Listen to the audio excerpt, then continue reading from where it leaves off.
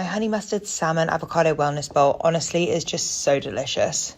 One of my go-to lunches, and it is so good. Honey and mustard is just one of my go-to marinades for salmon. The honey kind of caramelizes the outside, gives it not only the most amazing flavor, but also texture. And we are here for both those things.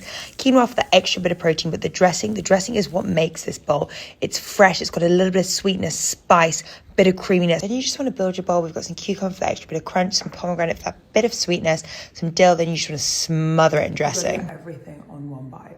Yep, that was a good bite. It's just delicious.